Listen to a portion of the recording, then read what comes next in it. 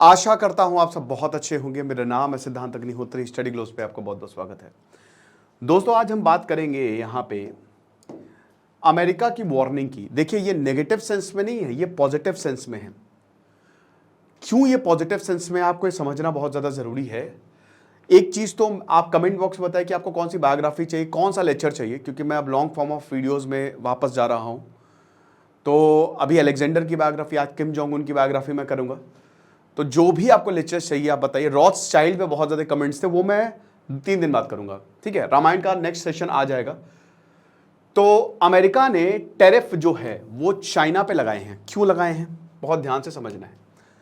देखिए, ये पूरी दुनिया इलेक्ट्रिक व्हीकल का इस समय जमाना है और उसी से चलेगी।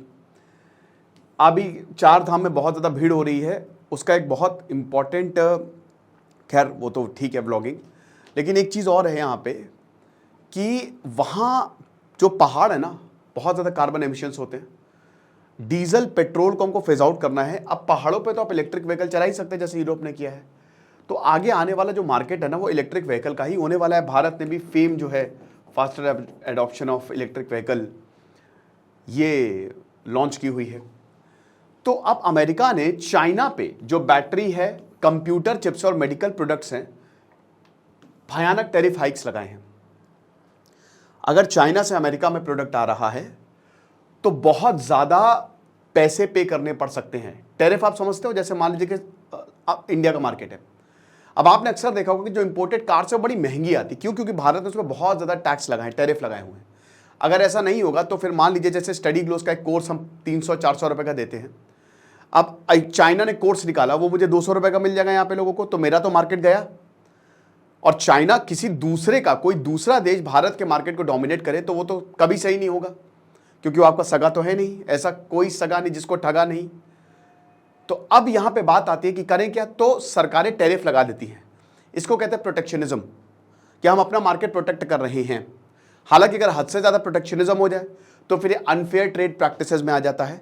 फिर WTO में इसको चैलेंज किया जाता है, अगर आप उसके मेंबर हो तो। ठीक है, तो अभी जो इलेक्ट्रिक व्हीकल बैटरीज है, जो इलेक्ट्रॉनिक प्रोडक्ट्स है, उस पर भयानक टैरिफ जो है वो अमेरिका ने लगाए हुए हैं। कोर्सेज की बात कर रहे थे तो स्टडी ग्लोस वेबसाइट को विजिट करो। हमने आपके लिए बहुत शानदार कोर्सेज चलाए हुए हैं। वहाँ पे आपको अकाउंट बनाना पड़ेगा। ठीक है, अपना नाम डालिए, ईमेल आईडी डालिए, OTP आएगा। करंट अफेयर्स और एडिटोरियल्स हमने स्पेशली आपके लिए रखे हुए हैं, वो एकदम UPSC फॉर्म में है, तो बहुत मदद होगी आपकी। तो अब इससे जो बायलैटरल कोऑपरेशन का चाइना और अमेरिका के संबंध वैसे बहुत अच्छे नहीं है, वो एटमॉस्फेयर खराब होगा। अमेरिका का ट्रेड डेफिसिट है चाइना के साथ। अब अमेरिका ने 4 गुना ज्यादा EV ड्यूटीज बढ़ा दी हैं। और आप ये समझिए कि सेमीकंडक्टर पे डबल ड्यूटीज लगाई जा रही है, यानी कि EV पे तो 100% और सेमीकंडक्टर पे 50% का हाइक हमको देखने को मिला है। तो अगर मतलब आप ये समझिए कि अगर चाइना का प्रोडक्ट अमेरिका के फोन से कहीं पे भी लगा है तो वो और महंगे होंगे। ठीक है, तो अब यहां पे बोला कि देखिए, सबसे बड़ी बात यह है कि जो अमेरिका की इकोनॉमिक सिक्योरिटी है उसमें भयानक रिस्क है, अनएक्सेप्टेबल रिस्क। इतना खतरनाक रिस्क है कि अगर हम ऐसे ही करते गए तो खेल खत्म हो जाएगा। चाइना तो मेड इन चाइना की बात है। आप दिवाली में जाते हो झालर, अरे सर मेड इन चाइना वाली ले लो, कहाँ 250 में जा रहे हो, 50 रुपए में मिल जाएगी, और हम लेके भी आते हैं। CFL कहाँ सर, फिलिप्स में 250-350 में। ये तो अब इतनी अवेयरनेस हो गई है कि थोड़ी इनकम भी बढ़ गई है, तो इसलिए हम लोग ये सब नहीं लेते हैं। लेकिन आज भी एक बहुत बड़ा तबका चाइना के खरीदता, क्यों ना खरीदे, वो सस्ता दे रहा है। सस्ता रहो एक बार, मतलब सस्ता रहो बार बार, महंगा रहो एक बार। बट हमको ये समझना पड़ेगा कि उस महंगाई के लिए बहुत कम लोग हैं भारत में, क्योंकि गरीबी है। तो इसीलिए चाइना का ले, और भारत पे कॉस्ट इफेक्टिव है, लेकिन अमेरिका में नहीं है। तो $18 बिलियन, आप ये समझिए कि जो $18 बिलियन चाइनीज गुड्स अमेरिका में आते हैं, जिसमें स्टील भी है, एल्युमिनियम भी है, semiconductor, electric vehicles, critical mineral, solar cells और क्रेन्स, जो कि हेवी इंडस्ट्रीज, स्मॉल इंडस्ट्रीज के लिए बड़ी इंपॉर्टेंट है, और मीडियम इंडस्ट्रीज के लिए भी, उन सब पे जो है टैक्स लगा है, टैरिफ लगा है। अब अगले 3 साल में ये टैरिफ को लगाया जाएगा धीमे धीमे। 2024 में अभी EV, सोलर सेल और सिरिंजेस, निडल, स्टील और एल्युमिनियम कवर होंगे। उसके बाद धीमे धीमे और प्रोडक्ट्स पे भी लगाया जाएगा। अमेरिका जो है वो $427 बिलियन का गुड्स चाइना से मंगाया 2023 में।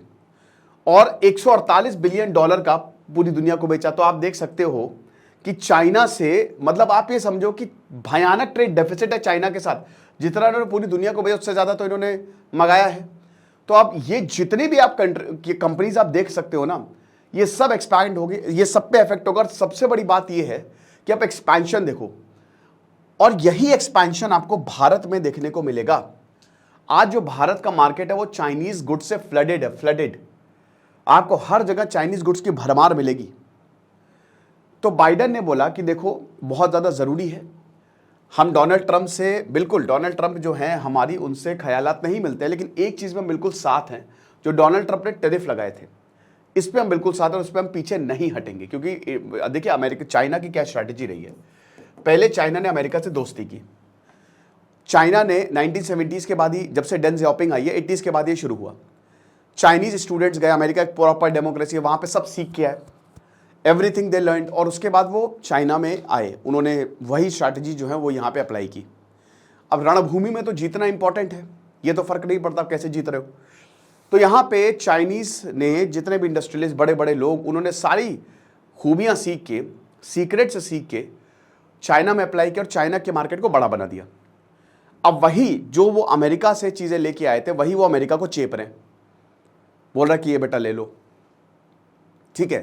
तो अमेरिका को ही वो दे रहे हैं। अब अमेरिका को दे रहे हैं तो अमेरिका, भाई देखो चाइना को तो अमेरिका क्यों बेचेगा, क्योंकि लगभग वो सारी चीज़ें चाइना बना ही रहा है। हम बहुत एक ख़तरनाक सिचुएशन में फंसे हुए हैं। भारत पूरा डिपेंडेंट है अमेरिकन मार्केट पे। भारत में व्हाट्सएप से लेकर, फेसबुक से लेकर, यूट्यूब से लेकर सब अमेरिकन प्रोडक्ट हैं। चाइना ऐसा नहीं है। अगर हम डूबे, मान लो जैसे अब गूगल ने मेरी ऐप उड़ा दी, हम वेबसाइट लेके आए, अब गूगल ने ऐप उड़ा दी, कहता है कि हमको पैसे नहीं मिल रहे हैं, और वो सबकी ऐप धीमे धीमे उड़ा रहा है। तो अब यही है ना कि मोनोपोली का यही नतीजा है, समझ रहे हो। नई पॉलिसी के हिसाब से तो 70% आधा सरकार को जाएगा, मतलब टैक्स जाएगा, और फिर आधा आपको गूगल को देना पड़ेगा। तो हम लोगों के पास क्या बचेगा। तो यही प्रॉब्लम है कि अगर आप मोनोपोली, हद से ज़्यादा मोनोपोली होगी ना, तो ये दिक्कत है। नो डाउट गूगल ने पूरी दुनिया को संवारा है, ज़िंदगी भाई सब कुछ गूगल पे ही चल रहा है। लेकिन आप ये समझो कि भारत का इतना डिपेंडेंस सही नहीं है, चाइना डिपेंडेंट नहीं है। तो अगर अमेरिकन मार्केट डूबा तो चाइना नहीं डूबेगा, क्योंकि चाइना बहुत हद तक इंडिपेंडेंट है। उसने अपना बाइडू बनाया हुआ है, सब कुछ उसका अपना वी चैट है। तो ये हमको ध्यान देने की ज़रूरत है। तो इसीलिए बोला है कि भाई चाइना जो है इस तरीके की चीज़ें यूज़ कर रहा है, वो हम एकदम भी एक्सेप्ट जो है वो नहीं करेंगे। लेकिन भारत की, इसमें भारत कहाँ पे आ गया भाई। अमेरिका ने अगर चाइना के मार्केट पे या चाइना के ऊपर सैंक्शंस लगाए, तो इसमें भारत का क्या रोल है। दोस्तों भारत का रोल ये है कि ये डंपिंग ग्राउंड बन सकता है। GTRI ने ये बोला है, इंडिया में become a dumping ground for Chinese product. अब एक बात बताओ, स्टॉक में माल पड़ा हुआ है, भयानक माल पड़ा हुआ है, अमेरिका ले नहीं रहा है, या बहुत ज़्यादा टैरिफ है, तो अब चाइना ढूंढेगा कौन सा बढ़िया मार्केट है। और आपको पता है कि जो भारत का मार्केट है वो फ्लडेड है चाइनीज प्रोडक्ट से। चाइना और कम में बेच देगा भारत को। डंपिंग ग्राउंड, जो चीजें लगी है वो डंप कर देगा भारत के मार्केट में। अब अगर ऐसा हुआ, क्योंकि देखिए भारत एक इमर्जिंग मार्केट है, भारत में इलेक्ट्रिक व्हीकल, सोलर सेल्स, जिस पे टैरिफ लगाया अमेरिका ने, वो सारी चीजें भारत को चाहिए, तो क्या डंपिंग ग्राउंड नहीं बन जाएगा। हम ऑलरेडी बहुत ज्यादा डिपेंडेंट है चाइनीज के ऊपर, और यूरोपियन यूनियन में भी यही हुआ। अब जैसे CATL, पूरी दुनिया का 66% बैटरी यहीं से आ रही है, लिथियम यहीं से आ रहा है, ये चाइनीज कंपनी है। इसीलिए एलोन मस्क भारत नहीं है, चाइना में गए। तो अगर ऐसा हो रहा है तो भारत के ऊपर तो सब, अब यूरोपियन यूनियन और अमेरिका बहुत ज्यादा सख्त है, क्योंकि चाइना से वो इलेक्ट्रिक व्हीकल नहीं बना रहे हैं। तो ये कहां डंप करेंगे, ये बाकी मार्केट में डंप करेंगे, इंक्लूडिंग इंडिया। तो मेजर कंसर्न्स यही है कि एक तो भारत का हद से ज्यादा डिपेंडेंस है चाइना पे। एस जयशंकर आके कितना भी कुछ बोल ले, लेकिन ये कोई भी नकार नहीं सकता कि हम चाइना से बहुत कुछ खरीद रहे हैं, और इसको फेज आउट करने में एक तो सरकार को अपना स्टैंड बदलना पड़ेगा, कंपनी को टैक्स, भारत में टैक्स बहुत लगता है, तो सबसे पहले तो इसको, कंपनी को बढ़ावा दीजिए। गल्फ कंट्रीज में नहीं है, गल्फ कंट्रीज या लंदन सबसे आसान है लंदन में कंपनी खोलना, या बाकी जगह पे है कि आप देखो आप कंपनी खोलो भाई, आप ग्रो करोगे तो हम भी ग्रो करेंगे। लेकिन भारत में ऐसा नहीं, अनफॉर्चुनेटली। हम बात कर रहे हैं स्टार्टअप कल्चर की, वो तो अभी होने लगी, पहले तो और बुरे हालत थे। लेकिन फिर भी यहां पे सरकार को इसको लेके कुछ सोचना पड़ेगा। और चाइना जो है इस समय भारत का सबसे बड़ा ट्रेडिंग पार्टनर है। सबसे बड़ा ट्रेडिंग पार्टनर अमेरिका हुआ करता था, अमेरिका को भी पीछे छोड़ दिया। तो हम जो बोलते हैं ना, हम ये कर रहे हैं वो कर रहे हैं, आप देख लो इन्वेस्टमेंट कहां कहां पे है भारतीय कंपनीज में। कितना भी कुछ बोल लो, बोलने से कुछ नहीं होगा, झूठा राष्ट्रवाद ये सब बकवास है। असली में क्या हो रहा है आपको देखना पड़ेगा, जमीनी हकीकत क्या है ना। तो ये चीज पे सरकार को सोचना पड़ेगा, कुछ स्ट्रैटेजी बनाइए आप और देखिए क्या कर सकते हैं, कैसे चाइना, क्योंकि ये बहुत डेंजरस है, चाइना का हद से ज्यादा हस्तक्षेप। हालांकि कम हुआ है, सरकार ने काफी कदम भी बढ़ाया, और देखिए एकदम से तो कम नहीं हो सकता, वो सही बात है ना। अब ये किताब मैं बहुत अच्छी एस जयशंकर की किताब मैं पढ़ रहा था, कुछ चैप्टर्स बचे हुए हैं वाई भारत मैटर्स, तो इसका रिव्यू करूंगा मैं बहुत जल्द।